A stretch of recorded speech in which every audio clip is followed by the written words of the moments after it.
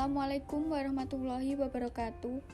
Perkenalkan, kami dari kelompok 5 akan mempresentasikan hasil diskusi kami tentang rumusan masalah atau pertanyaan penelitian dalam karya tulis ilmiah. Anggota kami terdiri dari Desti Rahma, Fania Eka, Asa Ridho Rausin, Nahdiyatur Rasyidah, Siti Salimah, dan Ulul Anim. Pengertian rumusan masalah merupakan bagian dari sebuah karya tulis ilmiah yang sangat mendasar, yang berisi mengapa dan bagaimana terkait topik yang dibahas. Rumusan masalah ini disusun untuk dijadikan penentu arah pembahasan karya ilmiah akan menuju kemana. Di dalam rumusan masalah terdapat pertanyaan-pertanyaan yang nantinya akan dijawab setelah penelitian selesai dilakukan. Selanjutnya yaitu jenis-jenis rumusan masalah. 1. Rumusan masalah deskriptif. Rumusan masalah deskriptif adalah rumusan masalah yang mempertanyakan deskripsi atau penjelasan sebuah variabel atau beberapa variabel. Di dalam rumusan masalah deskriptif, pertanyaan tidak membandingkan variabel satu dengan yang lainnya. Biasanya, rumusan masalah deskriptif dimulai dengan kata apa, bagaimana, dan mengapa, yang perlu dijawab secara rinci dan jelas pada hasil penelitian. Contohnya, apa pengertian karya ilmiah? Selanjutnya, yang kedua, rumusan masalah komparatif adalah membandingkan suatu variabel atau beberapa variabel yang ada di dalam sebuah penelitian maupun karya ilmiah lainnya. Contohnya, adakah perbedaan fasilitas pada perpustakaan sekolah negeri dengan sekolah swasta?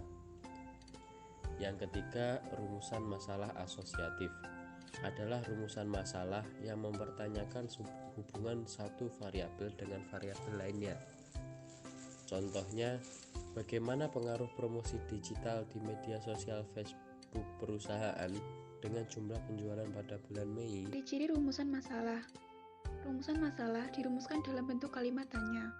Pertanyaannya singkat, padat, dan jelas, mengandung nilai penelitian, mengarahkan cara berpikir terhadap topik yang dibahas, masalah yang diangkat sesuai dengan kemampuan peneliti, memberikan petunjuk dalam melakukan kegiatan penelitian sehingga peneliti dapat menemukan jawaban. Selanjutnya, cara membuat rumusan masalah. Yang pertama, cari apa yang menjadi masalah dalam penelitianmu. Yang kedua, pikirkan pertanyaan yang sesuai dengan penelitian secara kritis. Jabarkan semua pertanyaan yang muncul di pikiran dengan menggunakan pertanyaan 5W1H. When, why, where, who, what, and how. Kemudian tentukan pertanyaan yang paling kritis dan penting. Ketiga, pastikan bahwa rumusan masalah yang kamu pilih memiliki nilai penelitian, jelas, padat, dan tidak bertele-tele.